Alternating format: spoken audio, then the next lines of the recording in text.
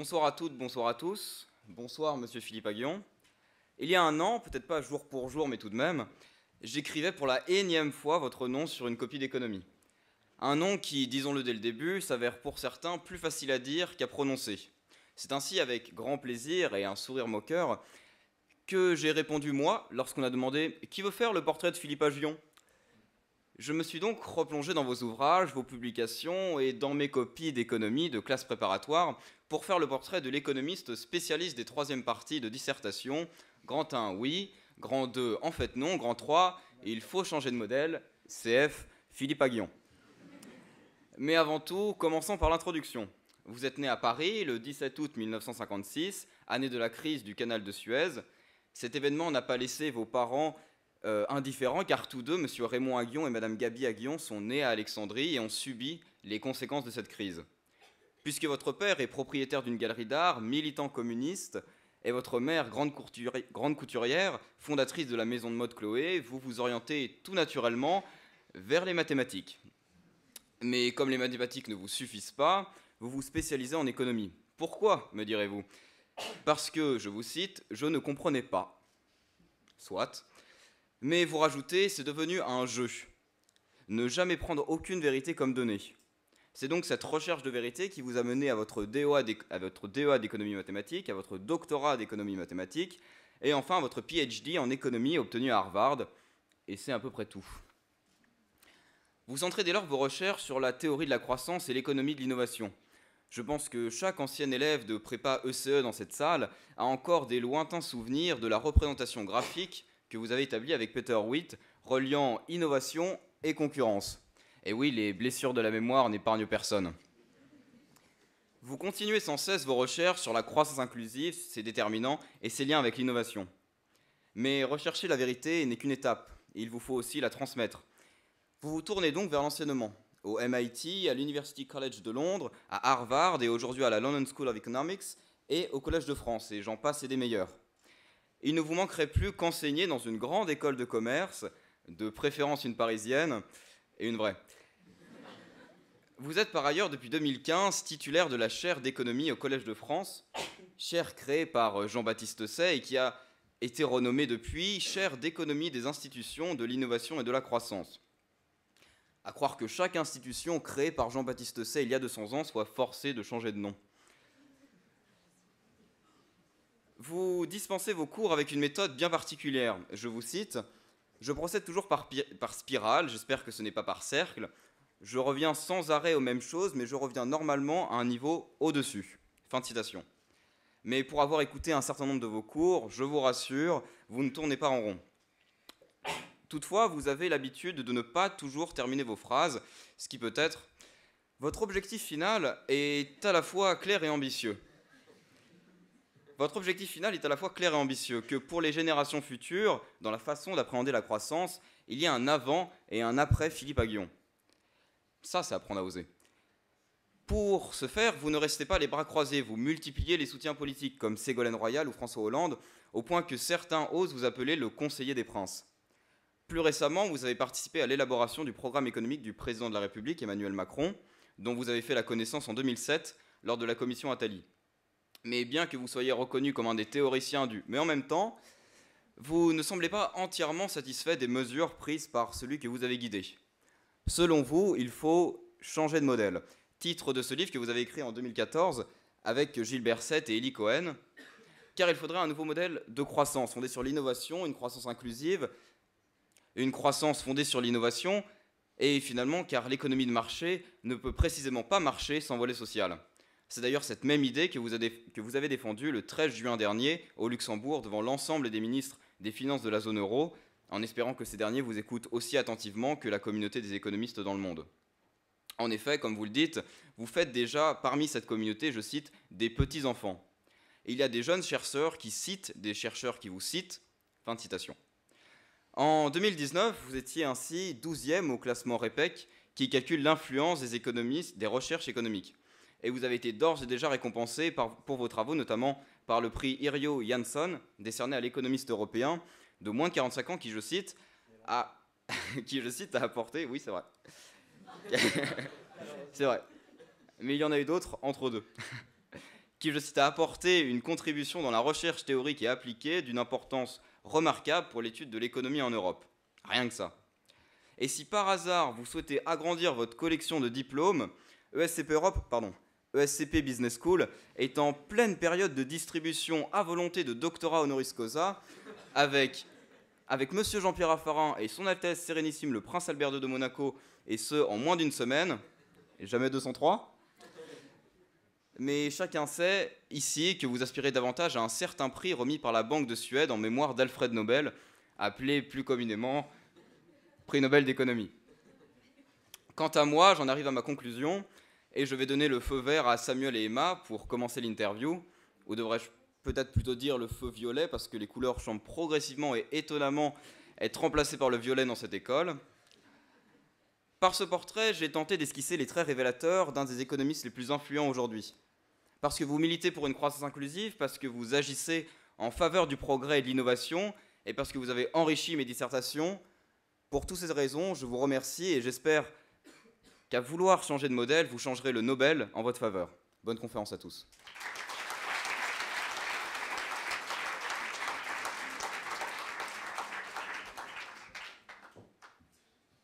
Donc c'est à mon tour. C'est moi maintenant ?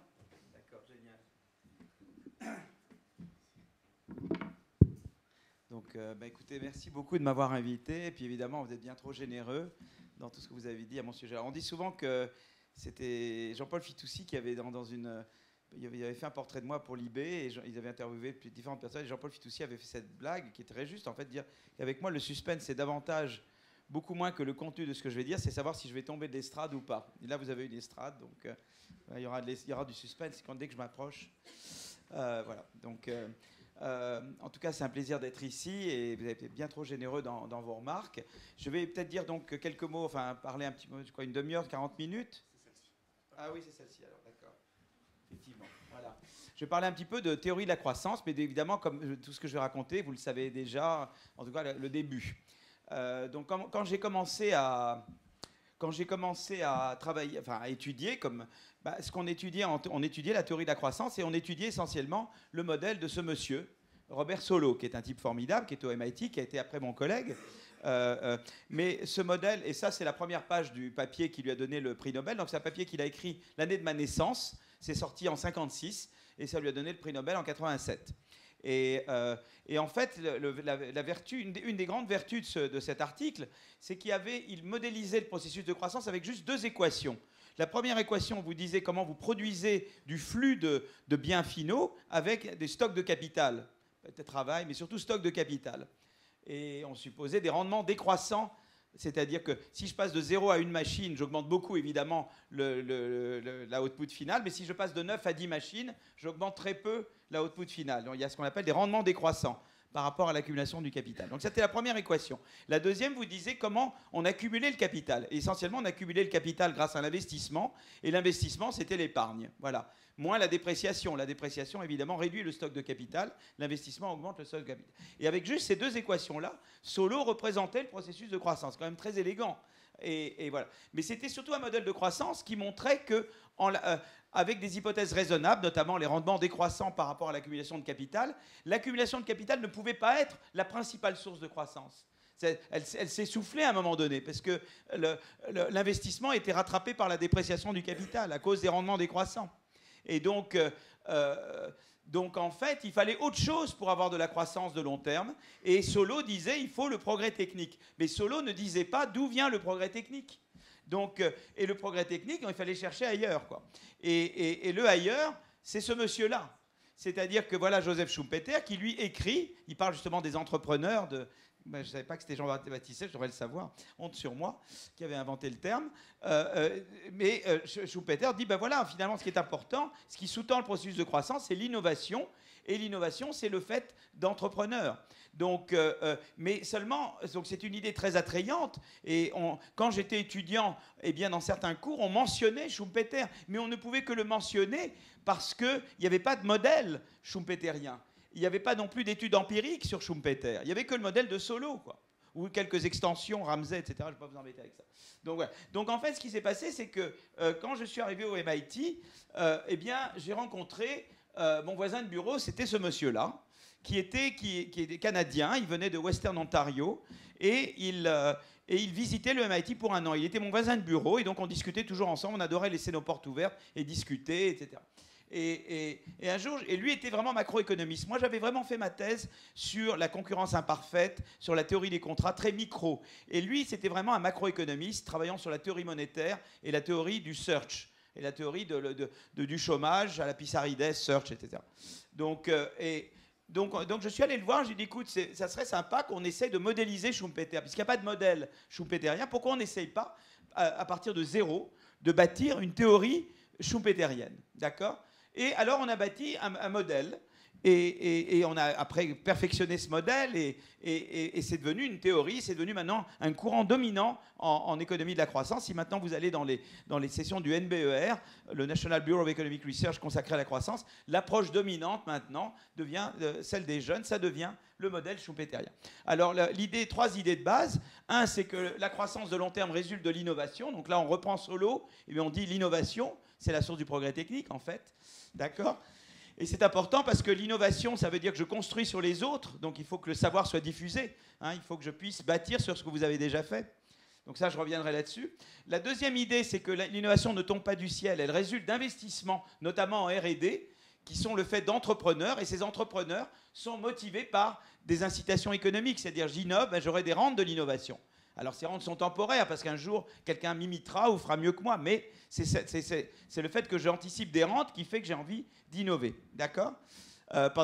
Et puis la troisième chose, c'est la destruction créatrice, c'est-à-dire que les nouvelles innovations rendent les technologies existantes obsolètes. Donc ça veut dire qu'il y a un conflit entre l'ancien et le nouveau. Le processus de croissance est un processus conflictuel entre l'ancien et le nouveau. Et c'est en même temps une idée importante, c'est que l'innovateur d'hier tend à devenir un groupe d'intérêts aujourd'hui qui s'accroche à ces intérêts et ne veut pas laisser d'autres innovateurs venir. Donc il y a tout le danger, c'est-à-dire que je dois donner des rentes pour l'innovation, mais il y a le danger que ces rentes soient utilisées pour empêcher de nouveaux innovateurs. Et c'est pour ça qu'il faut réguler le capitalisme. J'ai besoin du capitalisme parce que j'ai besoin de l'innovation, mais j'ai besoin de le réguler parce que si je ne le régule pas, eh bien ceux qui ont innové hier vont notamment essayer de tout faire. Aux États-Unis, par exemple, il y a des dépenses incroyables en ce qu'on appelle le lobbying. Alors il y a peut-être des bons lobbying, mais il y a du très mauvais lobbying. Et le lobbying, c'est essentiellement pour empêcher l'entrée de nouveaux. Et aux États-Unis, c'est un phénomène totalement fou, quoi. Ça prend des proportions. J'ai des collègues qui travaillent sur le lobbying aux États-Unis. Voilà, sur l'étude du lobbying. Donc, si vous voulez, c'est très important parce que, voilà, on voit un peu l'idée et on va voir ces trois idées-là qui ont l'air très simples. Eh bien, en fait, elles vous permettent, c'est des lunettes pour regarder le monde autrement. D'accord ? Alors, je vais simplement vous dire, voilà, je vais regarder trois énigmes. Il y en a d'autres. Hein. L'une, c'est concurrence et croissance. Donc ça, je vais vous rappeler des choses que vous avez vues en classe prépa. Le deuxième, c'est le débat sur la stagnation séculaire. Et le troisième, je vais vous parler de croissance et d'inégalité. D'accord ? Et donc d'abord, parlons de concurrence et croissance. En fait, une version très préliminaire de mon modèle, avec Howitt, prédisait que la concurrence serait mauvaise pour la croissance. Parce que si c'est les rentes qui motivent l'innovation, eh bien l'idée de base, c'est de dire, ben voilà, la concurrence réduit les rentes et donc l'incitation à innover. Donc il ne faut pas de concurrence. La concurrence, ce n'est pas une bonne chose. Il faut au contraire avoir des pouvoirs de monopole. Monsieur,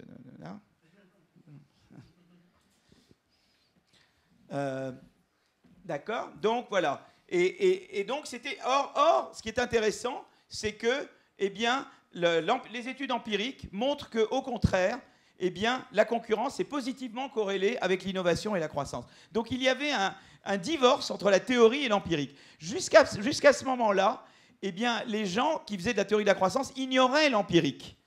Et les gens qui faisaient de l'empirique ignoraient la théorie.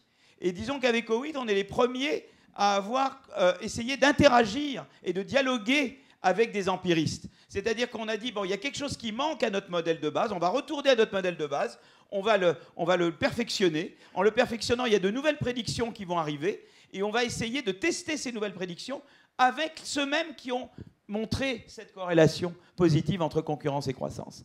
Et les personnes qui l'ont fait, c'est ce monsieur-là, Richard Blandel, pour qui je prédis un prix Nobel bientôt. C'est le meilleur microéconomètre en Europe et mondialement, c'est un des tout meilleurs. Il a fait de la microéconométrie de l'économétrie sur des données de firmes, des données micro, quoi, des données d'entreprises, d'individus, etc.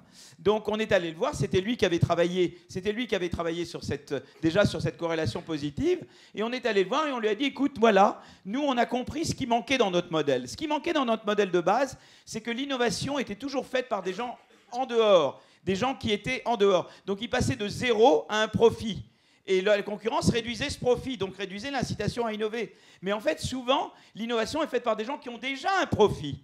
Et l'idée, c'est que s'ils innovent, et s'ils n'innovent pas, eh bien, ils vont perdre également. Vous voyez, la concurrence, ça réduit peut-être le profit que vous faites une fois que vous avez innové.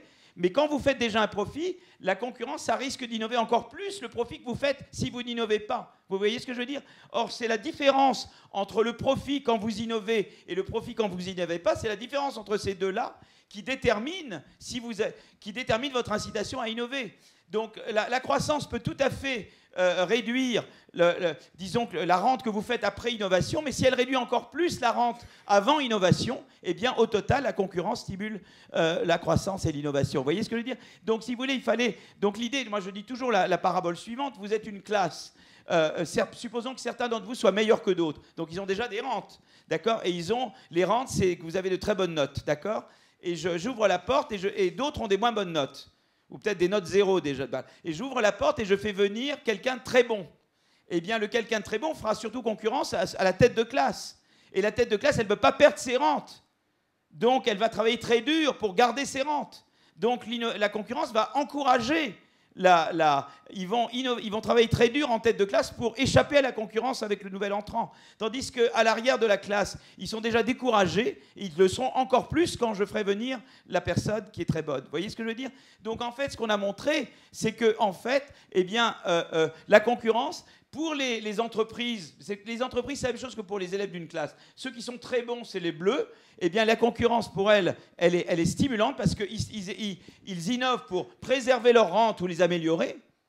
Ce qu'on n'avait pas dans le modèle de base, puisque dans le modèle de base, l'innovation n'était faite que par des gens qui partaient de zéro. Et il y a la courbe orange, qui est la courbe des gens qui sont presque à zéro.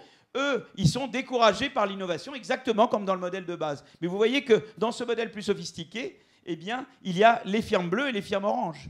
Et au total, on a montré la fameuse courbe inversée, c'est-à-dire que quand vous mettez tout ensemble, eh bien, vous montrez qu'au début, pour des niveaux de concurrence faibles, augmenter la concurrence, eh bien, c'est l'effet sur les bleus qui domine. Et quand vous avez déjà beaucoup de concurrence, c'est l'effet sur les oranges qui domine. Et voilà comment on a obtenu. Et ça, on a pu le tester. Et on est retourné sur des données d'entreprise, c'est des données britanniques, et on a pu tester ces prédictions avec les mêmes, avec ce monsieur. Et donc, si vous voulez, on a gagné tous les deux. Lui, il pensait juste qu'il y avait une relation plus ou moins croissante entre concurrence et croissance, une relation plus ou moins monotone. Et en fait, il a vu que la relation, elle est en fait comme ça. Et puis, on a pu montrer aussi que les firmes qui sont proches de la frontière technologique, les firmes en bleu, et les firmes pas proches de la frontière technologique, la firme en orange, réagissent différemment à la concurrence. Pour certains, ça les encourage à innover plus. Pour les autres, ça les décourage. Voilà. Et donc, si vous voulez, voilà une énigme. J'ai passé peut-être plus de 10 ans là-dessus, entre la théorie et l'empirique. Ça nous a pris beaucoup de temps pour essayer vraiment de comprendre cette relation entre concurrence et croissance. Voilà. Et vous voyez, mais en même temps, j'ai appris à travailler autrement. C'est-à-dire que je pense que la bonne économie de la croissance, elle se fait à travers un dialogue entre les théoriciens et les empiristes. Et il faut toujours... Alors maintenant, les gens qui font de l'économie de la croissance font l'empirique eux-mêmes. Moi, je ne sais pas faire les régressions moi-même, je les fais avec des gens, avec des empiristes. Mais maintenant, les jeunes qui font de l'économie de la croissance, ils font les deux choses, la théorie et l'empirique, et ils font le dialogue eux-mêmes entre les deux. Voilà. Donc là, j'ai dit la première chose. D'abord, ensuite, le débat sur la stagnation séculaire. Alors, le débat sur la stagnation séculaire, c'est que, en fait, si vous voulez, la croissance, surtout là, depuis 2000-2005, la croissance baisse. Vous voyez, la dernière branche, quoi.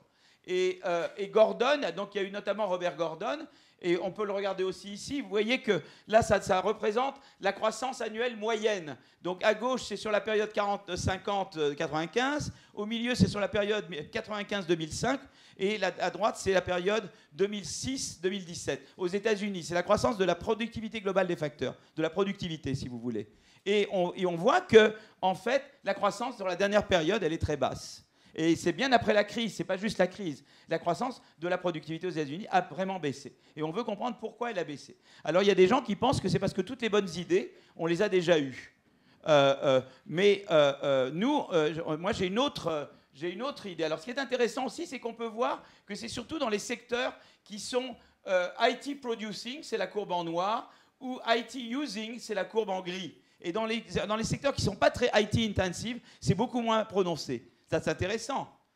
Une autre chose qu'on voit, c'est que la concentration a augmenté. C'est-à-dire que de plus en plus, eh bien, il y a quelques firmes qui dominent tout le marché quoi, aux États-Unis. D'accord ? Donc la croissance baisse, la concentration augmente. D'accord ?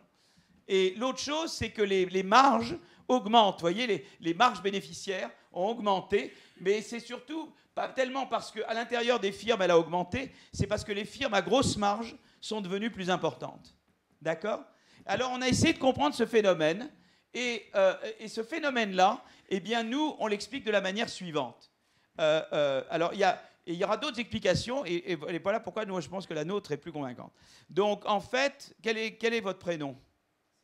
Hein ? Cyprien ? Alors, Cyprien, vous êtes une firme superstar. Je vais vous appeler superstar. Donc, il y a Cyprien. Cyprien est une firme superstar. Et moi, je suis une firme pas superstar. D'accord ? Et Cyprien, dont par exemple Google, Amazon, les GAFAM, d'accord ? Donc vous avez entendu parler, bien sûr. Donc Cyprien, vous êtes une GAFAM, d'accord ? Vous êtes au Facebook, j'ai rencontré Zuckerberg, vous êtes Zuckerberg, voilà. Et moi, je ne suis pas. Qu'est-ce que ça veut dire ? Ça veut dire que vous, eh bien, vous avez quelque chose que je ne peux pas imiter. Vous et moi, on essaye d'innover. On peut tout le temps innover et améliorer les choses. Mais vous avez quelque chose que je n'ai pas, c'est-à-dire que vous, eh bien, vous avez accès à des réseaux. Vous avez accès à des données, vous avez un avantage durable sur moi, qui vous rend plus productif, comme Walmart par exemple. Ils ont un capital social, des données, ils ont quelque chose qui fait qu'ils sont meilleurs que les autres, d'accord ? Durablement. Et on innove tous les deux. Et tous les deux, on fait pas mal de choses, et on fait plusieurs activités, d'accord ? Chacun de nous. Vous n'êtes pas faire une seule activité, vous en faites plusieurs, comme une holding, quoi. Et à un moment donné, qu'est-ce qui se passe ? Il y a la vague des TIC, technologies de l'information, la IT Revolution, d'accord ? Qu'est-ce que ça fait la IT Revolution ? Ça fait que ça vous permet de faire plus de choses, parce que vous gagnez du temps. Par exemple, avec la IT Revolution, vous pouvez réserver vos billets d'avion sur Internet. Vous n'avez plus besoin d'aller faire la queue dans une agence de voyage. Vous économisez du temps avec la IT. Ça vous permet de faire plus de choses. Eh bien, qu'est-ce qui va se passer ? Moi aussi, je peux faire plus de choses. Mais vous, comme vous êtes plus productif que moi et que vous gagnez plus, puisque vous avez cet avantage sur moi, ce qui va se passer, vous êtes typiquement une entreprise avec une marge plus grande, parce que vous êtes meilleur, d'accord ? Alors, et plus productif. Mais qu'est-ce qui va se passer ? Vous allez, en fait, envahir tous les secteurs de l'économie. Donc, qu'est-ce qui va se passer ? Au début, la croissance va augmenter. Parce que ça va être la période, vous voyez, la période du milieu, le 95-2005, c'est les firmes TIC envahissent, quoi. Et ça fait monter la productivité. Ils sont plus efficaces que les autres. La croissance de la productivité augmente. D'accord ? Donc ça, c'est plutôt une bonne chose. Mais qu'est-ce qui se passe à long terme, du côté droit, en fait ? À long terme, eh bien, vous allez envahir tous les secteurs de l'économie. Et du coup, comme vous avez envahi tous les secteurs de l'économie, vous allez décourager les autres. Moi, je serai découragé parce que vous avez cet avantage sur moi. Donc, si j'innove, ma marge va être réduite d'autant de l'avantage que vous avez sur moi. Et donc, vous allez décourager les autres. Et c'est ça qui fait la décroissance, voyez. Et ce qu'on observe, c'est de manière très intéressante, c'est que l'augmentation, si vous voulez, là, c'est pas parce que les marges bénéficiaires, elles n'augmentent pas parce que vous avez augmenté vos marges, c'est parce que vous qui avez des marges bénéficiaires plus élevées, vous allez envahir la plupart des secteurs. Et moi, au contraire, je vais contrôler de moins en moins de secteurs, voyez. Les firmes qui ont une marge bénéficiaire plus grande, c'est aussi des firmes qui ont une part plus faible du revenu qui va au travail. Eh bien, vous êtes une firme qui a des parts plus faibles au travail. Ce n'est pas tellement qu'au sein des firmes, la part qui va au travail baisse, c'est que les firmes à labor share qui sont plus faibles deviennent plus importantes et plus dans le... Et alors, c'est intéressant, je racontais l'histoire à Zuckerberg que j'ai rencontré au mois de juin. Et je lui disais, vous êtes responsable en partie pour le déclin de la croissance aux États-Unis. Ils y croyaient qu'on allait l'attaquer uniquement sur la privacy et le hate speech. Et moi, je lui ai dit, non, vous avez encore un troisième truc, là, c'est que vous êtes vraiment pas bon pour la croissance. Et il voulait comprendre. Et je lui ai expliqué cette histoire. Et je lui ai dit notamment, une très mauvaise chose aux États-Unis, c'est qu'il n'y a aucune réglementation sur les fusions-acquisitions. Et je dis, c'est très mauvais. Parce que, alors il me dit, mais non, c'est très bien. Parce que s'il n'y a pas de restriction de fusion-acquisition, moi, je vais travailler très dur. Comme ça, Cyprien, il va pouvoir me racheter. Et donc, au contraire, s'il y a fusion-acquisition, j'ai envie d'innover, de faire des choses très bien pour que Cyprien ait envie de me...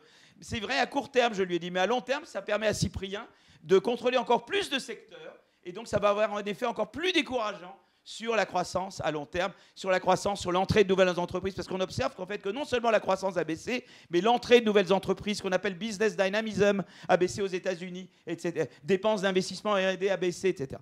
Donc, si vous voulez, c'est intéressant parce que ça veut dire que la politique de concurrence est importante. Il faut réguler, voyez, donc je crois beaucoup dans le capitalisme, mais je crois qu'il faut le réguler. Et là, il faut réguler les fusions-acquisitions, par exemple. Il faut réguler l'accès aux données. Il faut qu'on permette l'accès aux données, faciliter, faire en sorte que l'économie ne soit pas complètement contrôlée par les GAFAM. D'accord ? Alors, Philippon, j'ai mon collègue Philippon qui sort un livre. Lui, sa théorie, c'est de dire que le déclin de la croissance est dû entièrement au fait que la concurrence est devenue pire. Moi, mon raisonnement est différent. C'est que la concurrence n'est pas adaptée, la politique de concurrence, à l'ère du digital. Et qu'il y a eu la vague d'éthique et du digital et que la politique de concurrence n'est pas adaptée. Peut-être qu'elle est un peu moins bonne qu'avant. Lui pense que c'est entièrement la détérioration de la politique de concurrence qui explique le déclin de la croissance. Moi, je pense que c'est la combinaison d'une politique de concurrence inadaptée et de la vague d'éthique. La vague d'éthique explique à la fois, et c'est très intéressant comme il est, parce que ça veut dire que l'éthique et l'intelligence artificielle, normalement, ça a un potentiel de vous donner beaucoup de croissance. Mais avec une mauvaise politique de concurrence, ça vous donne un déclin de la croissance. Donc la même révolution technologique qui devrait vous donner, en principe, un boost à la croissance, un stimulus à la croissance, avec de mauvaises institutions de concurrence, elles deviennent des obstacles à la croissance. Donc c'est quand même une idée intéressante, et de le fait que ce mariage entre institution et technologie, une technologie n'est rien en elle-même, elle n'est que par les institutions que vous mettez en face. Voilà, d'accord ? Donc ça, c'est ce que vous voulez. Alors, je voulais enfin parler de croissance-inégalité et mes différences avec Thomas Piketty. Voilà. Alors, Piketty, Saez et Atkinson ont fait la courbe en rouge, c'est-à-dire ils ont regardé l'évolution de la part dans le revenu des 1% qui gagnent le plus, d'accord ? Donc Muriel est la plus riche, Cyprien est le deuxième plus riche, et après je descends jusqu'à atteindre 1% de la population, et je regarde au total combien ce 1%, quelle part du revenu total il représente. Et ça, c'est la courbe en rouge, et on voit qu'il y a eu une croissance, un décollage de cette part du 1%. Donc ça, c'est ce qu'eux ont mis en évidence. La question, c'est d'expliquer d'où ça vient. Et moi, l'idée que j'ai soutenue toujours avec Blondel, c'est toujours quelque chose que j'ai fait avec ce monsieur-là. Hein, donc je travaille beaucoup avec lui, voilà, et c'est d'expliquer que, en fait, il y a deux sources de top income. Il y a ce que j'appelle des Carlos Slim. Carlos Slim, c'est un monsieur qui est devenu très riche, enfin il était déjà riche, mais il est devenu encore beaucoup plus riche, parce qu'au Mexique, est-ce qu'il y a des Mexicains parmi vous ? Personne du Mexique ? Bon, un jour je me ferai assassiner, donc je sais par qui. Bon, alors, parce qu'ils ont privatisé les télécoms. Et c'est non régulé. Donc, vous ne savez pas si une fois, j'étais à l'OCDE et j'ai vu la personne en charge de la commission de concurrence, l'équivalent de Bruno Lasserre. Maintenant, il y a une nouvelle présidente de la commission de l'autorité de concurrence, l'équivalent mexicain de ça. Elle était formidablement au point, quoi. Mais je lui ai demandé très naïvement, et les télécoms ? Elle dit non, ça, c'est en dehors de mon champ. Parce qu'on a enlevé ça, vous voyez, pour que Slim soit protégé. Et c'est un monopole non régulé. Moi, j'étais marié à une Mexicaine. Appeler mes beaux-parents, ça coûtait 10 fois plus cher qu'avant. C'est pas pour ça que j'ai divorcé, mais le coût des communications était très très élevé. Voilà. Donc on peut devenir riche comme ça, c'est-à-dire que, on capture, on fait du lobbying, on lobby les gouvernements, etc.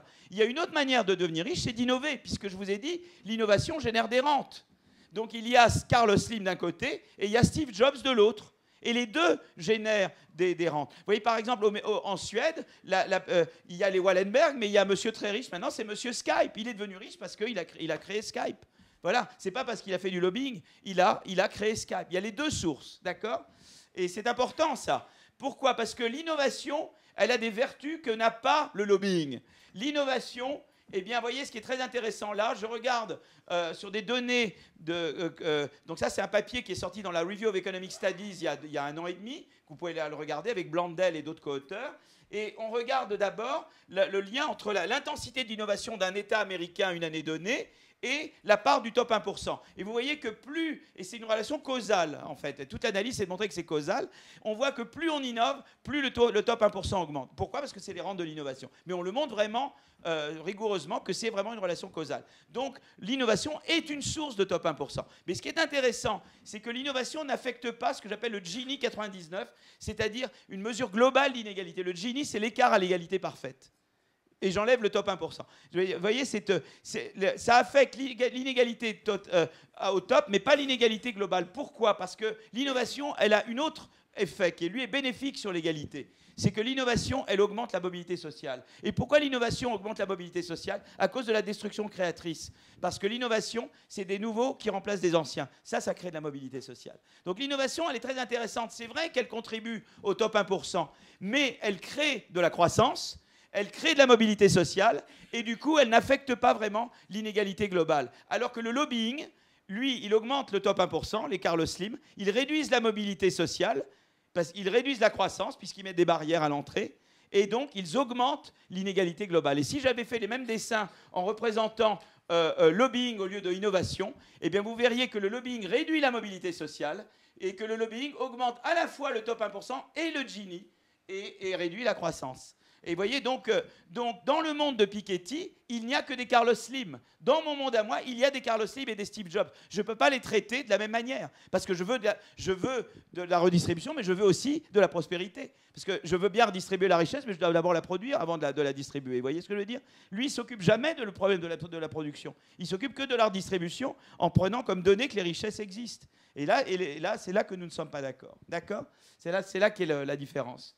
Donc voilà, et donc vous voyez, c'est intéressant parce que c'est toujours, vous voyez, son modèle à lui, c'est le modèle Solow. Mon modèle à moi, c'est le modèle schumpeterien. Vous voyez, je regarde l'inégalité et la croissance à travers le prisme du modèle schumpeterien. Et ma vision, c'est que le top 1%, est-ce que ça veut dire qu'il ne faut pas s'en inquiéter? Oui, je pense qu'il faut, parce que le danger, c'est que les très riches utilisent leur argent pour mettre des barrières à l'entrée, pour faire du lobbying, pour capturer les gouvernements. Et aux États-Unis, c'est un gros problème, parce qu'aux États-Unis, non seulement ils peuvent faire des merger acquisitions comme ils veulent, mais ils peuvent financer les campagnes politiques sans limite. Vous savez qu'il y a eu le regret de Antonin Scalia, qui n'était pas, voilà, il faut toujours du respect pour les morts, mais c'est pas un monsieur qui m'était très sympathique, avait introduit cet arrêt de la Cour suprême des États-Unis qui permettait aux particuliers de financer, aux entreprises de financer sans limite, eh bien, les candidats aux élections. Voilà. Et donc ça, c'est très mauvais. Moi, je pense qu'il faut mettre une no-fly zone au-dessus des riches. C'est-à-dire de dire, moi, je n'ai pas de problème qu'il y ait des riches. Simplement, je ne veux pas qu'ils biaisent la concurrence le moins possible. Je ne veux pas qu'ils influent sur cette politique. Alors, la politique fiscale, c'est important, mais la politique de concurrence, c'est important. Et les règles de financement des campagnes politiques, c'est également important. Et c'est comme ça que moi, je vois le sujet des inégalités. Vous voyez? Donc, je le vois différemment, parce que je le vois à travers les lunettes schumpeteriennes. Voilà, je voulais juste comme ça faire quelques mots d'introduction. Peut-être que je m'arrête là et qu'on commence la discussion. J'ai parlé combien de temps? J'ai parlé combien? J'ai parlé 35 minutes? Vous voulez que je continue? Non, on va commencer. On va échanger.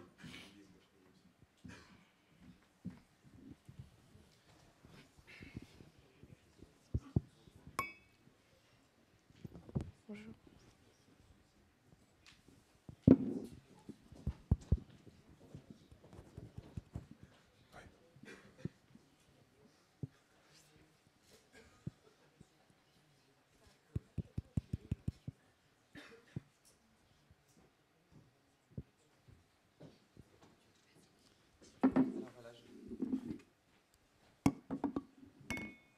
Bonsoir, Monsieur Allion. Bonsoir. On vous a bien écouté pendant ce cours, mais on n'est pas les seuls à vous avoir écouté, puisque vous avez conseillé Ségolène Royal, François Hollande aussi, puis Emmanuel Macron. Vous avez rencontré lors de la commission Attali. Vous l'avez rencontré en 2007, et par quel processus êtes-vous devenu l'un de ses conseillers et un architecte de son programme 10 ans plus tard? Oui, alors en fait, oui. Ce qui est passé, donc il y avait la commission Attali, qui était une commission pour le renouvellement, enfin pour la croissance française, d'accord. Donc Et Emmanuel était un des rapporteurs. Il y avait 2 rapporteurs. Il y avait Jocelyne de Clausade et Emmanuel, en fait, qui était rapporteur. Et donc, lui, évidemment, il voulait apprendre sur la croissance. Et comme c'était ma spécialité, bah, il venait à la maison, on discutait et tout ça, quoi. Voilà. Et donc, voilà. C'est comme vous êtes là aujourd'hui, quoi. Voilà. Il me demandait même des conseils sur sa carrière. Est-ce qu'à ton avis, Rothschild, je dois y aller ou pas? Est-ce que c'était le truc que je dois faire? Voilà, quoi. Et on allait au café en face ou à la maison. Voilà. Et donc, c'est comme ça qu'on a commencé à discuter, que je lui ai un peu raconté toutes ces bêtises que je viens de vous raconter là. Voilà. Et donc, après, on s'est revus parce qu'au moment de la campagne d'Hollande, il y avait... en 2011, donc on s'est dit, bah, tiens, on allait faire un des groupes, parce qu'Hollande, il avait plusieurs groupes, comme ça, pour essayer de préparer son programme. Et on avait créé un groupe, et comme on est allé... En fait, Ségolène, elle adorait aller manger à la Rotonde. Donc, moi, j'avais proposé au petit groupe qu'on aille à la Rotonde, en fait. Et ça s'est appelé le groupe de la Rotonde. Donc, moi, j'ai amené des économistes, Elie Cohen, Gilles Berset et Jean Pisani.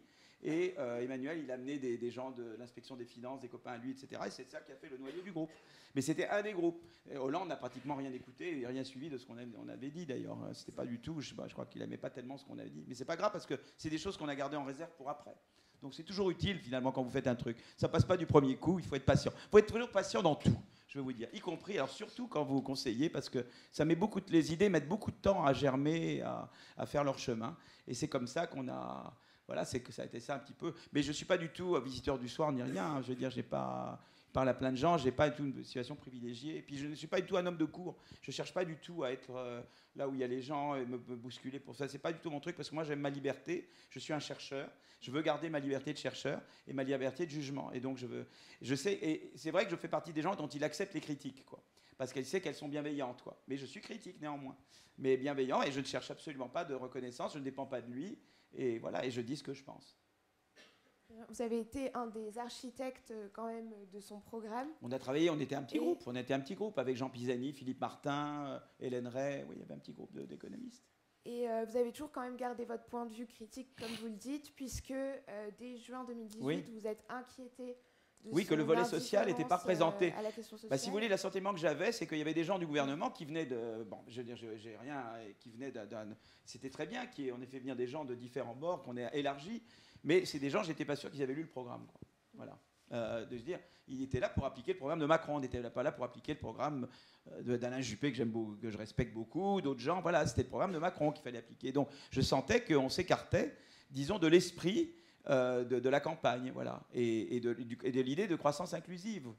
Et qu'on ne tenait pas compte suffisamment. Il y avait eu, j'avais beaucoup milité pour la flat tax, donc moi j'étais pour la flat tax. Il fallait s'aligner parce que je trouvais que le capital était surtaxé.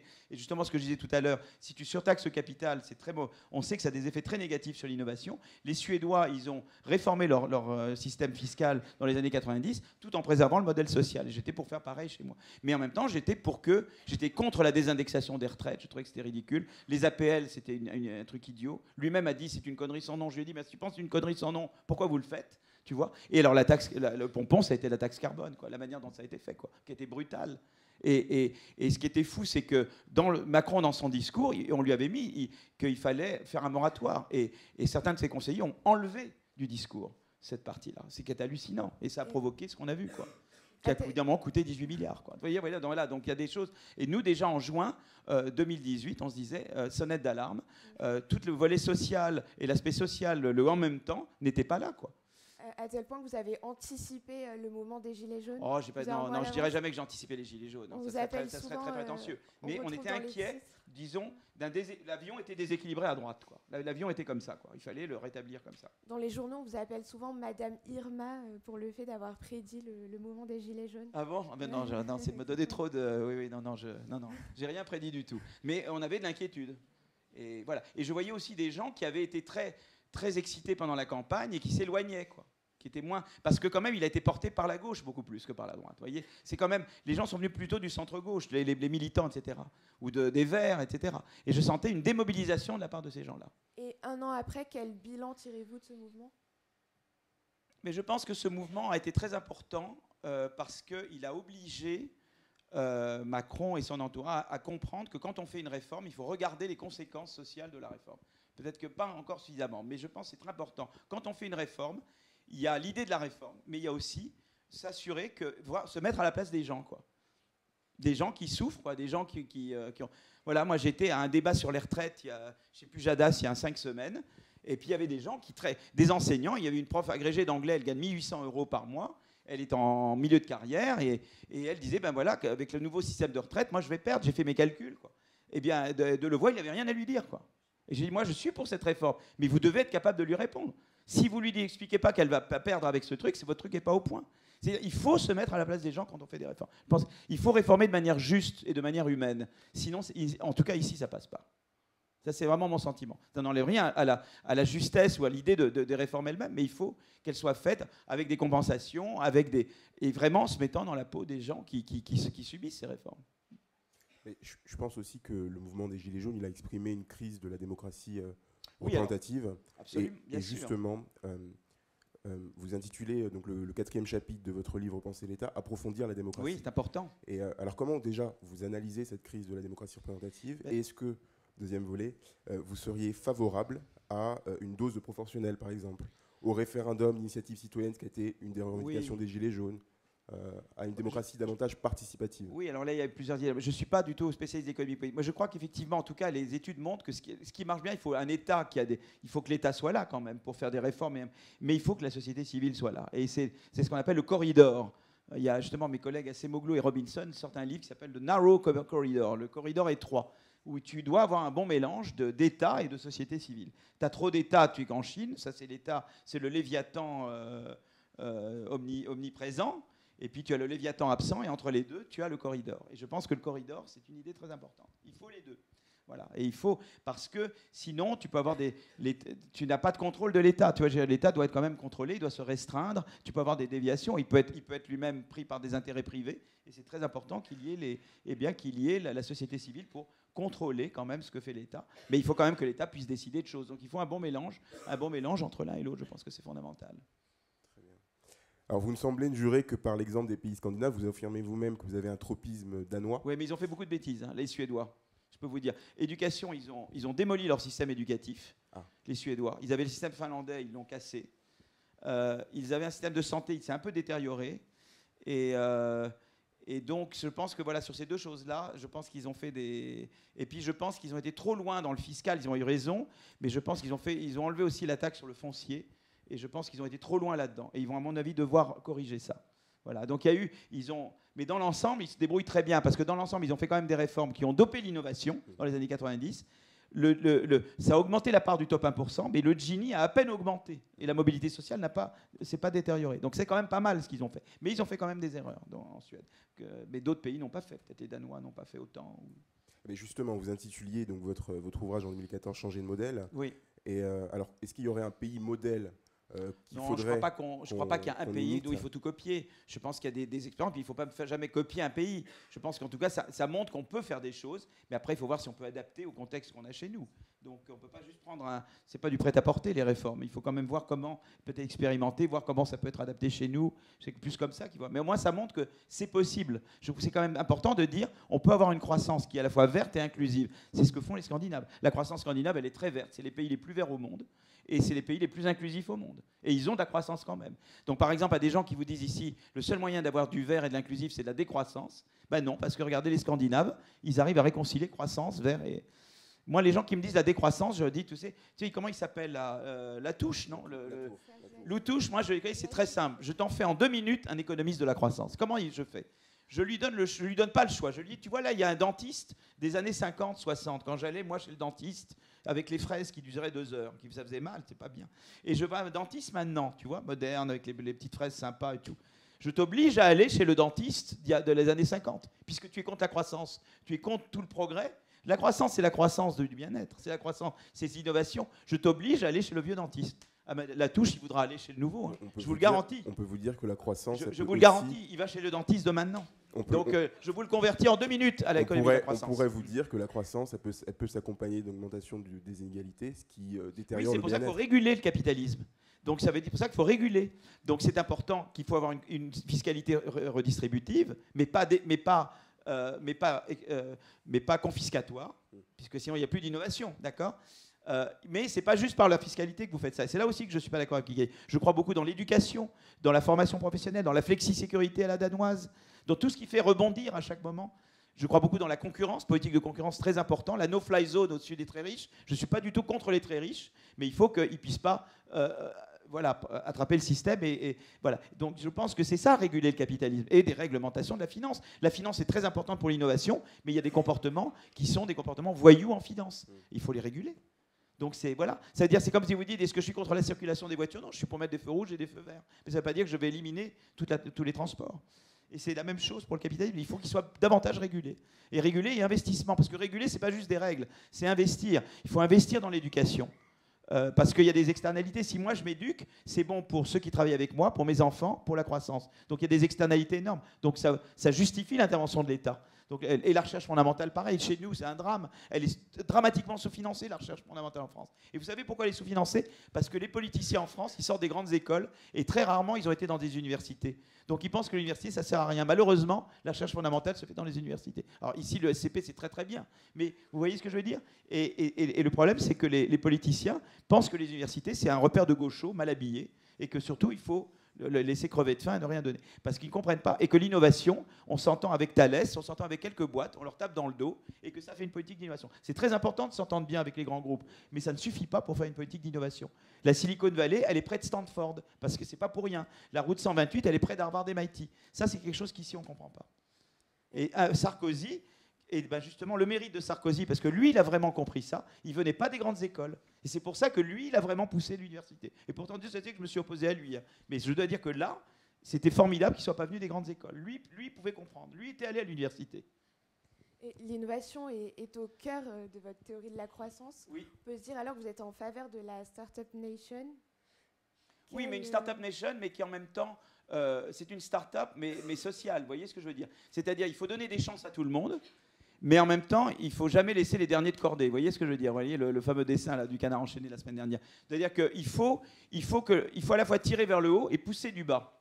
Donc je ne crois pas du tout dans la théorie du ruissellement, par exemple. Pas du tout. Je ne pense pas du tout que naturellement, il se passe le ruissellement. Il faut sans arrêt qu'en bas, on pousse, qu'en bas, on remette les gens dans le jeu, que les gens qui sortent soient remis dans le système.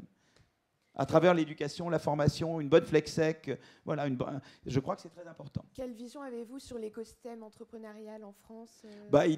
Disons que alors c'est mieux qu'avant, parce qu'avant même, il y avait pas. Maintenant, le taux de création de start-up a augmenté, mais les firmes ne croissent pas. Et elles ne croissent pas en particulier parce qu'elles n'ont pas les réglementations et la finance qui n'est pas au rendez-vous, quoi. Donc ça le manque. Il n'y a pas l'écosystème financier encore nécessaire. Moi, j'étais à Boston pendant 20 ans. Le consul de Boston me disait que son boulot principal, c'était d'accueillir des startups françaises qui n'arrivaient pas à grandir en France. Et donc, elles venaient aux États-Unis pour essayer de grandir. Et ça doit passer par une politique industrielle? Oui, mais il faut faire une politique industrielle qui soit plutôt pro-concurrence. Vous voyez, avant, on la faisait de manière colbertiste, vous voyez, je veux dire, avec tout le respect pour Colbert. Mais on faisait de la politique top-down. On s'entendait à nouveau avec des grands groupes et on disait il y a les filières des grands groupes. Mais maintenant, il faut la faire autrement. C'est-à-dire qu'il faut faire des politiques où on aide des secteurs. Et dans les secteurs, on n'aide pas que les firmes en place. On aide d'abord tout le monde et on aide les entrants potentiels. Voyez, et on aide qu'il y ait toujours du turnover dans le secteur. C'est très important. Et donc, il faut faire la politique industrielle autrement. Il faut réconcilier politique industrielle et politique de la concurrence. Parce que vous avez vu que la concurrence, c'est très important pour l'innovation. Eh bien, c'est important de réconcilier politique industrielle et politique de la concurrence. Et puis, il y a la DARPA, le modèle DARPA, qui est un formidable modèle. Le Defense Advanced Research Program Agency, qui était issu du ministère de la Défense aux États-Unis pendant la guerre froide, mais qui était un mélange de top-down, puisque l'argent venait d'en haut, et c'était d'en haut qu'on nommait les chefs d'équipe. Mais après, les chefs d'équipe avaient toute l'autonomie pour faire des progrès sur le laser, sur place à donner l'Internet, le laser, le GPS, etc. C'est venu du DARPA, quoi. C'est un mélange de top-down et de bottom-up. Je trouve que c'est une idée très belle, et les Allemands viennent d'en créer une, et nous, la France, on est en retard, on devrait en créer une. Voilà, parce que le modèle DARPA est un très beau modèle, à mon avis, pour la politique industrielle. Et cet écosystème entrepreneurial permet d'attirer beaucoup de nouveaux talents. Oui. Et favoriser une croissance, mais on a l'impression que certains, quand même, sont laissés de côté, ceux qui n'ont pas les capacités pour s'insérer dans cette nouvelle économie. C'est pour ça qu'il faut... La croissance peut-elle vraiment être inclusive? Mais je pense, mais l'éducation, c'est très important. Et l'éducation dès le plus jeune âge, donc dès le jardin d'enfants, c'est très important. La petite enfance, c'est très important, les classes, et puis s'assurer que, bon, là, il y a eu quand même des progrès, l'histoire de réduire de moitié la taille des classes dans les zones, ça, je pense que c'est des bonnes mesures, mais tout ce qui va dans cette direction est important. Parce que l'éducation, c'est le socle sur lequel on fait la formation professionnelle. Si vous n'avez des gens qui ne sont pas éduqués, parce que c'est au niveau de l'éducation, c'est au niveau à l'école qu'on apprend à apprendre. Si vous n'avez pas appris à apprendre, Après, n'importe quel système de formation professionnelle ne marchera pas bien. Il vous faut un bon socle éducatif pour que la formation professionnelle puisse prendre. On va passer sur un autre volet. Vous avez écrit dans Repenser l'État, le chapitre 2, Domestiquer le risque. Vous écrivez « Il importe que la taxe carbone s'applique essentiellement lorsqu'il existe des solutions alternatives ». Alors on pose directement à la crise des Gilets jaunes. Oui. Mais je voudrais vous demander plus globalement quelle fiscalité faudrait-il mettre en place pour répondre au double enjeu d'une justice sociale et d'une justice climatique. Oui. Alors là, écoutez, il y a d'abord plusieurs choses. D'abord, la taxe carbone peut être un outil, mais il y en a d'autres. La subvention à l'innovation verte est un autre outil. Là, j'ai fait une étude récente qui montre que, par exemple, la concurrence pousse au vert quand vous avez des valeurs vertes. C'est-à-dire, quand les gens ont des valeurs... quand la population, les citoyens valorisent l'environnement, eh bien, la concurrence pousse les firmes à faire de l'innovation verte. Donc, c'est un mélange d'éducation et de concurrence. Donc, vous voyez, concurrence, éducation, ça vous donne du vert. Les subventions à l'innovation verte, ça vous donne du vert. Alors, la taxe carbone, c'est quand même un outil utile, mais il faut le mettre de manière juste. C'est-à-dire, par exemple, les gens ne comprenaient pas pourquoi on ne taxait pas les billets d'avion. Pourquoi ça, ce n'était pas taxé. Ils ne comprenaient pas pourquoi les gens plus modestes n'étaient pas subventionnés davantage. Pourquoi les gens en zone périurbaine n'étaient pas davantage subventionnés. Voilà. Il faut tenir compte des disparités à la fois de revenus et géographiques. Et là, il y a eu une note très intéressante du CAE par Kathleen Schubert et des co-auteurs qui donne des pistes dans cette direction. Et plus globalement, vous avez parlé donc du Danemark notamment. Oui. Vous avez exprimé le fait qu'ils étaient allés un peu trop loin en matière de fiscalité. Donc, la Suède, c'est la Suède. La Suède. Ils ont enlevé les impôts de succession. Je pense que c'est une erreur, ça. Et ils ont enlevé tout impôt sur le foncier. Ça, c'est une erreur. Ils sont allés trop loin. Et vous, votre vision, donc je sais que vous êtes favorable à la flat tax, notamment. Oui, je suis flat tax, mais je suis pour préserver l'impôt sur les successions et même le rendre un peu plus progressif, l'impôt sur les successions, par exemple. Sur l'environnement, vous dites justement que ces pays-là sont en avance pour concilier croissance et préservation de l'environnement. Vous dites aussi que l'éducation est primordiale pour que les jeunes comprennent cette idée de croissance inclusive. Oui. Mais que dites-vous aux jeunes qui manifestent pour le climat en mars dernier, en septembre dernier, et qui ne comprennent pas qu'on puisse accompagner croissance et préservation de l'environnement? Parce qu'ils ne croient pas dans un monde avec l'innovation. Ils raisonnent dans un monde un peu à la Solo, où la croissance, c'est l'accumulation de capital. Donc ils disent forcément, pour faire de la croissance, il faut accumuler du capital. L'accumulation de capital, ça prend des ressources ou ça pollue. Et donc la seule solution possible, et donc tout modèle où la croissance est basée uniquement sur l'accumulation de capital, évidemment, va vous dire que la seule manière de préserver l'environnement ou de préserver les ressources limitées, c'est de ne plus croître. Mais l'innovation vous permet de reculer les limites. Mais seulement, il faut qu'elle soit verte. Or, le problème, c'est que l'innovation n'est pas verte spontanément. Les gens qui ont beaucoup innové dans les moteurs à combustion dans le passé tendent à continuer d'innover dans les moteurs à combustion. Donc, il faut que l'action gouvernementale soit là pour rediriger le changement technique. Par exemple, la taxe carbone aide à ça, ou la subvention à l'innovation verte. Voilà, aide à rediriger le changement technique.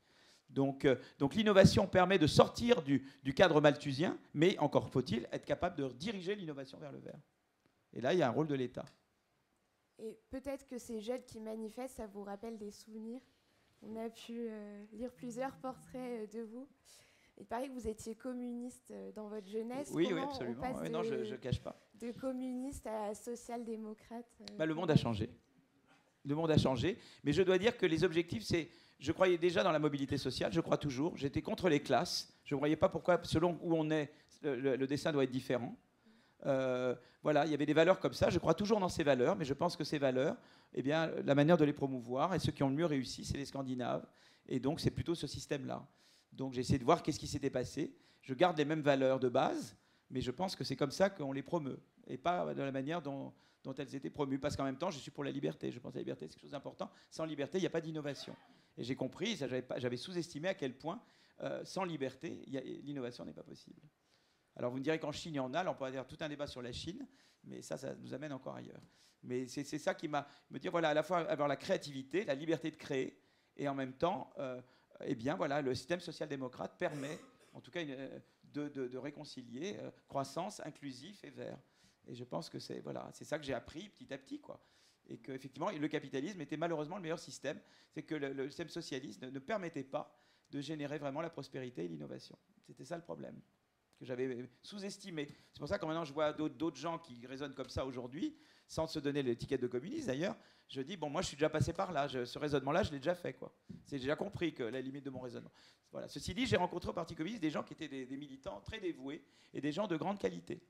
Et voilà, on les retrouvait dans d'autres endroits, quoi. Mais je ne renie pas du tout. Et puis j'étais ce qu'on appelle eurocommuniste. J'ai jamais été stalinien.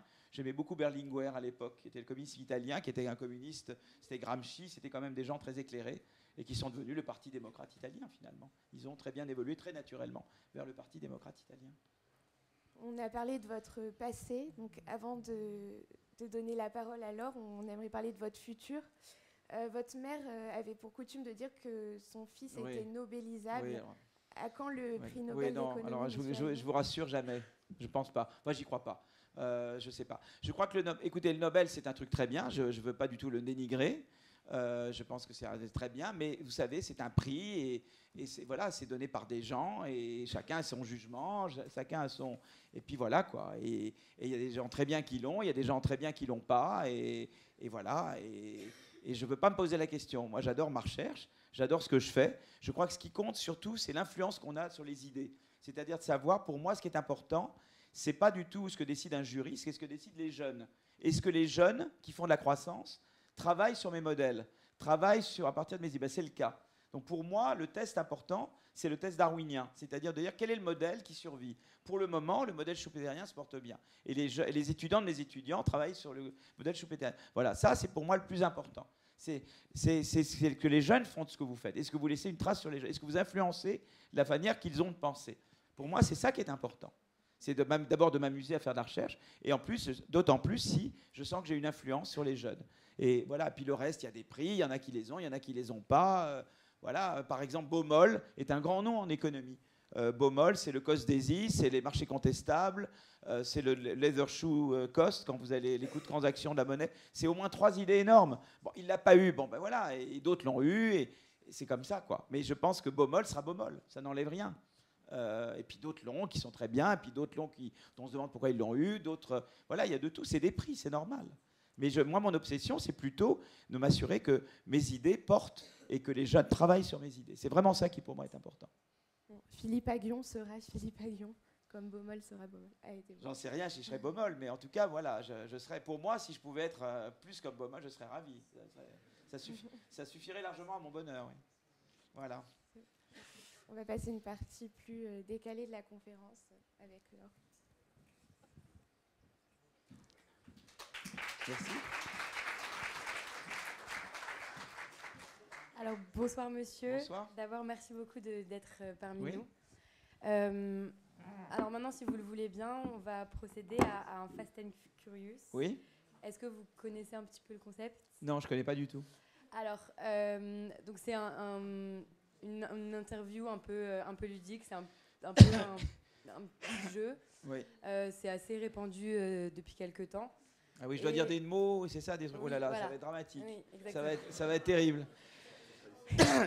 Bah, alors, Bon, je vais essayer, mais je crois que ça va. Voilà, donc, je vais essayer. on va vous poser une série de questions et pour chaque question, vous aurez le choix entre deux alternatives. D'accord. Et le but, c'est que vous répondiez à ces questions de manière assez spontanée, D'accord, je sans ferai ça. forcément détailler vos réponses. Si vous en avez envie, vous pouvez, mais pas forcément. D'accord, très bien. Voilà. Alors on y va.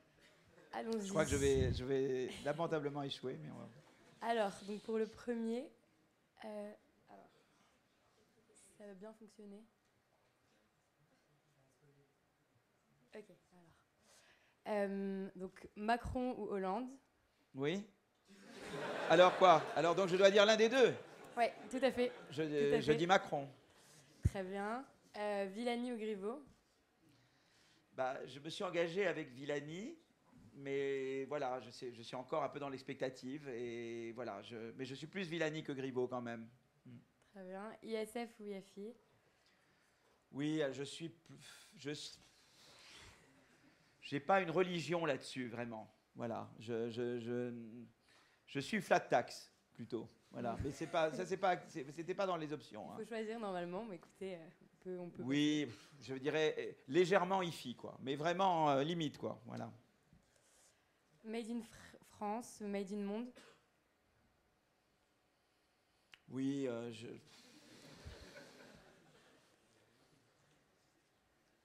si on peut faire du bon Made in France, je suis pour. Mettons Made in France, mais avec une vision de l'excellence. Voilà. Très bien.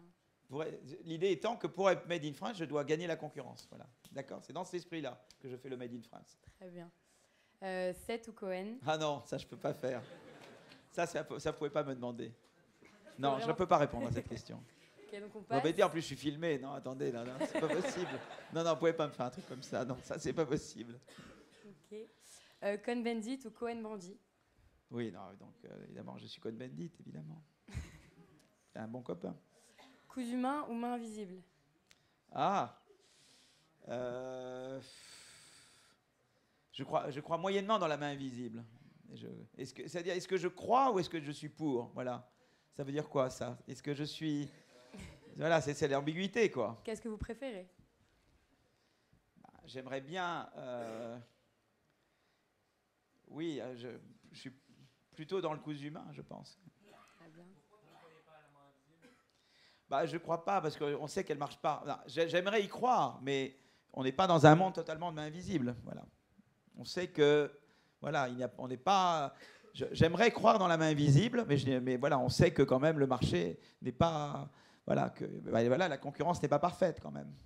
Donc je sais qu'on n'est pas dans un monde... J'aimerais avoir la main invisible, mais nous n'y sommes pas. Donc peut-être que... Est-ce que ça veut dire que c'est un truc que je voudrais ou que je préfère? Donc voilà, je ne sais pas. ENS, Harvard... écoutez, non, je pense que les deux sont très bien. C'est encore très difficile. C'est comme Macron... Ça, c'est comme Cohen et 7, ça. Je peux pas... Les deux sont très bien différemment. Parce que si vous voulez, l'ENS amène les meilleurs étudiants à Harvard. Ils sont complémentaires. Je ne peux pas dire l'un versus l'autre. C'est des biens complémentaires. Je ne peux pas répondre. C'est les deux. Très bien. Et Cohen et 7 aussi, d'ailleurs. Je réponds à la question. Fiat 500, S&P Oui, le S&P 500. 500. Écoutez, là, oui, mais alors ça n'a pas le même sens. Fiat 500, ça veut dire que je suis pour... oui. Oui. Les deux sont utiles à connaître. Mais je ne sais pas si je me marie avec l'un ou l'autre. Très bien. Le S&P 500, si on peut en faire quelque chose, peut-être. Voilà. Mais la Fiat 500, c'est sympa, quoi. Moi, je prendrais plutôt la Fiat 500 quand même. Très bien. Euro-dollar? Euro. LSE, PSE? Je ne peux pas répondre à cette question, je suis dans les deux. Ça ne peut pas. Là, vraiment, vous les avez bien trouvés. Hein. Je fais partie des deux. Alors là, je pense qu'on a compris. Collège de France. Et donc la meilleure question, je pense, Tribune ou SCP Israël? Les deux, complémentaires. Merci beaucoup, monsieur. Voilà.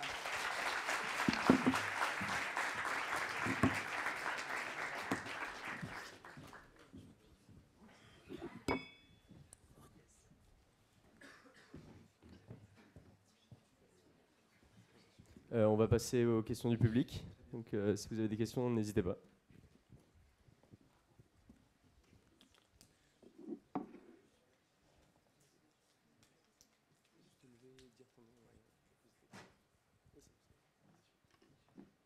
Bonjour monsieur, Thomas Isnard, un ancien étudiant de l'ESCP. Oui. Je voulais vous demander, vous avez rappelé votre filiation à Schumpeter. Je crois me rappeler qu'il conclut ses travaux en disant que le capitalisme est voué à l'échec. Est-ce que vous pourriez juste nous en dire un petit mot là? Et je voulais aussi vous demander, pour vous, depuis les années 2000, quelle est la meilleure innovation que vous citerez? Merci.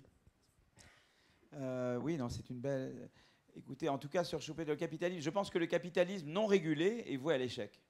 J'ai l'espoir qu'on peut réguler le capitalisme, voilà, et en faire un capitalisme à la scandinave, si vous voulez. Voilà, ce capitalisme-là, j'y crois. Mais le capitalisme à l'anglo-saxonne, j'y crois pas du tout. Et donc voilà, donc ça c'est clair, le capitalisme non régulé, ça vous mène vers le populisme, ou ça vous mène vers la pollution, l'explosion des inégalités. Voilà, ce capitalisme-là, je n'y crois pas du tout. Mais je pense qu'on peut réguler, et il y a une manière d'avoir un capitalisme, disons un visage humain, et vert et inclusif. Voilà. Donc ça, je suis pour. Et je crois qu'on peut y arriver. Je vais pas dire, c'est un optimisme, disons, qui n'est pas panglossien. C'est plutôt un optimisme de combat. C'est-à-dire, on peut se battre pour ça, quoi. Voilà. Mais ça ne veut pas dire que c'est gagné. Voilà. Alors les innovations, moi je crois dans les innovations de santé. Je trouve que le domaine de la santé, c'est quand même des belles innovations. Je crois qu'il y a eu des belles choses. Donc tout ce qui est dans le domaine de la santé, pour moi, est quand même qui améliore la vie des gens,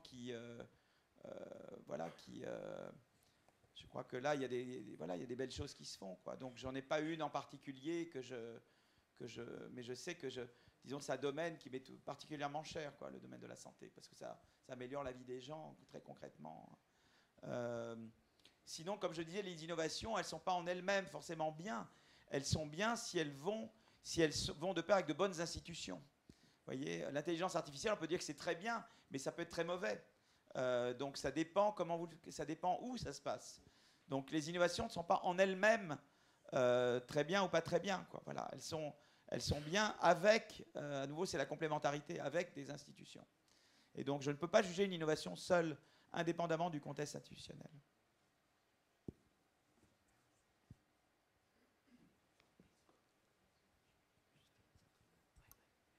Bonsoir, je m'appelle Léa. J'aimerais que vous développiez un peu sur la croissance verte. Comment y parvenir selon vous? Comment on y parvient? Oui. Disons, on y parvient, c'est-à-dire qu'on induit la croissance verte, on pousse à la croissance verte. Donc je pense qu'il y a, évidemment, les mécanismes de prix, une taxe carbone intelligente, c'est un instrument à ne pas négliger, mais évidemment, maintenant en France, c'est très dur de prononcer le mot taxe carbone, c'est très très difficile. Mais je pense qu'il ne faut pas lâcher là-dessus. Voilà, il faut la rendre acceptable socialement. D'abord en montrant bien que les revenus dégagés de cette taxe vont être immédiatement redistribués. Vous voyez ce que je veux dire? Donc il faut vraiment la rendre. Et la subvention à l'innovation, à la diffusion de technologies vertes, je pense que c'est très important. Je pense au tarif carbone. Je pense qu'il y a des pays qui se transforment en paradis de pollution. Il faut mettre des tarifs pour pénaliser ces pays. Donc ça, je pense que c'est important que dans tout le fonctionnement de l'OMC, on intègre les tarifs carbone. Donc ça, c'est très important. Et puis, je disais tout à l'heure, la concurrence et les valeurs sociales, et donc l'éducation et la concurrence. Donc il y a plein d'instruments qui peuvent pousser vers le vert, quoi. Donc voilà, et ils sont complémentaires.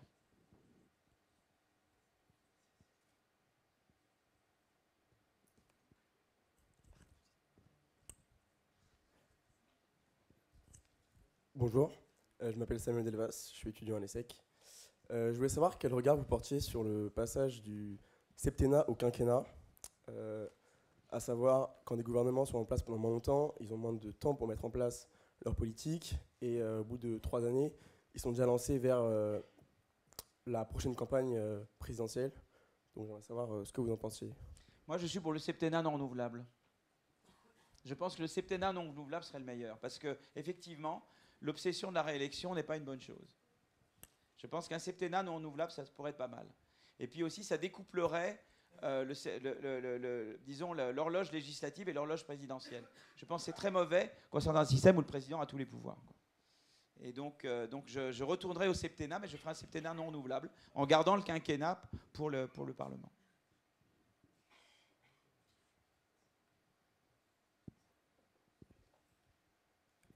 Oui. Ici, monsieur? Excusez-moi.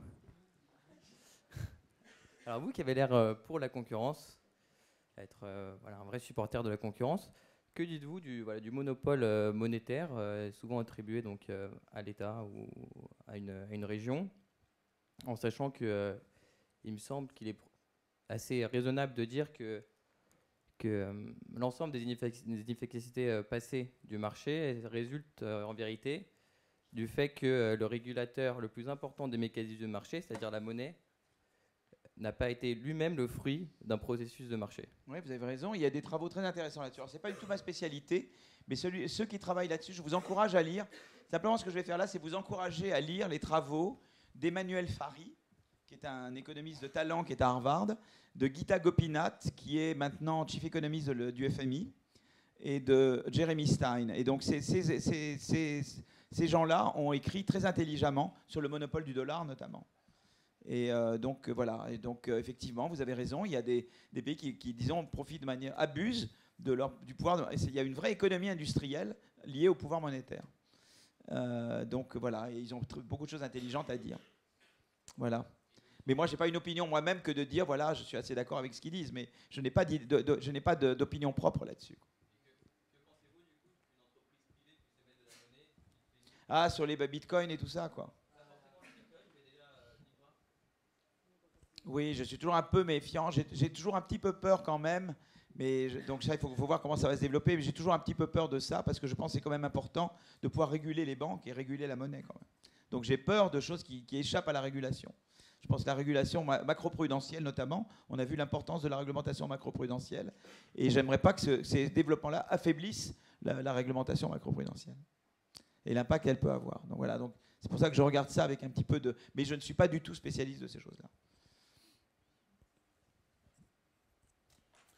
Bonjour, Alexandre, ancien étudiant de l'ESCP. J'avais une question concernant votre anecdote avec Mark Zuckerberg et sur la critique que vous aviez faite sur les FUSAC aux États-Unis. Que pensez du coup de la fusion avortée entre Alstom et Siemens au sein de l'Union européenne? Oui, là, absolument, je vais répondre là-dessus. Comment on peut... Oui, absolument, non, c'est une bonne question. Sur Alstom, Siemens, d'abord, je pense que c'est une bonne chose d'avoir une commission de la concurrence en Europe. Voilà, ça manque beaucoup aux Américains. Donc je sais qu'on a beaucoup tapé sur Madame Vestager, et je pense que dans l'ensemble, elle a fait de très bonnes choses, et notamment taxer les GAFAM, etc. Je pense qu'il y a de très bonnes choses, et qu'on a vraiment besoin d'une commission de concurrence. Maintenant, le problème qu'il y a, c'est que la politique de concurrence en Europe doit être modernisée. Et elle doit être modernisée parce qu'elle se fait indépendamment de la politique industrielle et indépendamment de la politique commerciale. Ça ne va pas du tout. Et en fait, la politique de concurrence en Europe, elle a été conçue comme politique d'intégration. C'est-à-dire qu'il ne fallait jamais être dominant en Europe. Ce n'est pas ça le problème. C'était qu'il fallait de la concurrence, point à la ligne. Et donc, il faut moderniser. Il faut d'abord que ça ne soit plus le critère de dominance en Europe qui soit le critère. Parce qu'avant, on avait ça pour des raisons politiques. On voulait vraiment l'intégration. Donc, la concurrence était un outil pour atteindre un objectif politique qui était l'intégration. Vous comprenez? Donc, je pense que maintenant, l'objectif devrait être dépolitisé. Il devrait être vraiment la concurrence et la vraie concurrence, pas de dominant Europe, pas dominant Europe. Vous voyez ce que je veux dire? Donc ça, c'est la première chose. Deuxièmement, réconcilier politique industrielle, politique de la concurrence. Vous allez à Bruxelles, vous voulez parler de politique industrielle, ça ne se fait pas du tout là où il y a la politique de la concurrence. Or, il faut réconcilier les deux. Donc, ce n'est pas normal que les deux se fassent indépendamment. Donc, je pense que ça, c'est un truc important. Sur Alstom Siemens, je pense que Mme Vestager a fait une erreur. Mais ça, c'est un débat que j'ai avec Tyrol. Et on n'est pas d'accord là-dessus, je crois. C'est la chose suivante. C'est-à-dire que le raisonnement de Mme Vestager, c'était de dire, regardez, les pays n'achètent que des trains Alstom ou Siemens. Donc, ils sont à eux deux monopoles. Donc, il ne faut pas qu'ils fusionnent. D'accord? Mais Baumol, je reviens à Baumol. Baumol avait trouvé la notion de marché contestable. Qu'est-ce que c'est qu'un marché contestable? Ça veut dire que je peux être monopole, mais si je m'augmente trop mes prix, l'entrant vient tout de suite. Et donc, je suis soumis à une concurrence potentielle. Donc, bien que je sois monopole de fait, je monopole apparent, disons, de fait, je ne le suis pas vraiment parce que j'ai une menace d'entrée et je mets un prix limite pour empêcher l'entrée. Eh bien, je pense que le marché des trains à grande vitesse est un marché à horizon de 2 ans contestable. Les Chinois, dans 2 ans, peuvent envahir l'Europe avec des trains à grande vitesse. Donc, c'est un marché potentiellement contestable. Et même si on arrive à empêcher les Chinois parce qu'on garde des prix assez bas, etc., pour le moment, c'est les normes, eh bien, c'est un marché, en tout cas, à horizon de 2 ans contestable. Et elle n'a pas tenu compte de ça. Donc, je pense qu'il y a eu une erreur économique commise là. Mais ça, je sais qu'il y a d'autres qui ne pensent pas comme moi. On va passer à la dernière question. Oui, Aaron Besnénou de l'ESSEC. Je voulais déjà nous excuser pour les questions assez... les questions sauvages qu'on a pu avoir. Mais surtout, en fait, pour vous teaser un peu sur le côté des régimes dont vous avez parlé, vous avez eu votre période communiste. J'aimerais avoir votre avis sur les systèmes de kibbutz qu'on peut voir en Israël, parce qu'on est ici pour... ESSEC Israël, ESCP Israël, etc. Mais aussi sur les régimes des dictatures écologiques. Les dictatures Écologiques. Écologiques? En fait, il y a tout un mouvement et toute une théorie qui dit que plus on va donner d'importance à la théorie écologique et l'envie que l'État promouvoit, comme vous avez dit, donc plus il faut aller vers la dictature pour faire ça, quoi. Seul un dictateur peut faire du vert, quoi. Non, en fait, la nouvelle forme de dictature pourrait être écologique. D'accord. Mais si vous n'avez pas entendu parler de cette théorie, alors à ce moment-là... Ah oui, la dictature de la pensée écologique, d'accord. Oui, voilà, c'est ça. D'accord. Oui, sur les kibbutz. Maintenant, moi, j'ai de la famille en Israël et j'ai jamais été dans des kibbutz moi-même. Mais ils ont été dans... voilà, donc les kibbutz, c'est très très sympa. Moi, je trouve que c'était le côté d'Israël que j'aimais bien, le Israël du début, quoi. Qui était très quand même avec des valeurs socialistes, etc.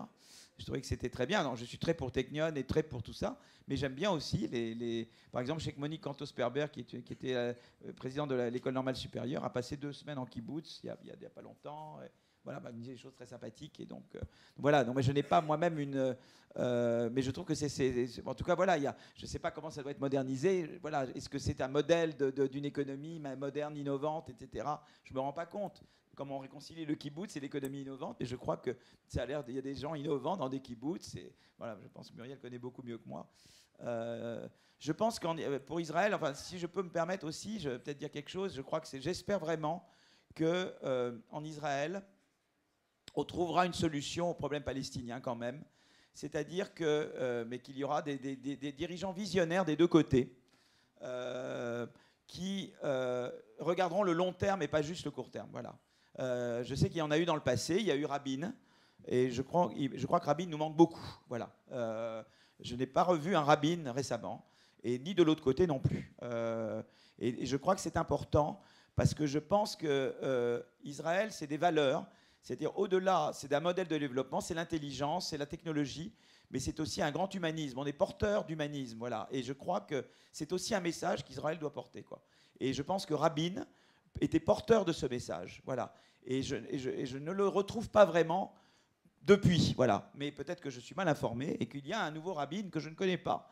Mais j'espère vivement que très bientôt, il y aura quelqu'un comme ça qui poussera cette valeur, parce que je pense que l'avenir d'Israël est à la fois dans dire on est les meilleurs dans la technologie, dans l'innovation, on ne fait pas mieux que le Technion, on ne fait pas mieux que tout ça, mais en même temps porteur d'un humanisme. Voilà. Et il y a l'humanisme en Israël. Je sais que beaucoup de gens en Israël, et Muriel incarnent l'humanisme et tout ça, mais que les dirigeants politiques iront au-delà des trucs, voilà, qu'on ira, que peut-être il y aura il faut savoir parler avec ses ennemis aussi. On ne choisit pas les gens à qui on parle. On ne choisit pas. Il y a des pas à faire que Rabin avait fait, quoi. Voilà. Et c'était pas évident de faire ces pas-là.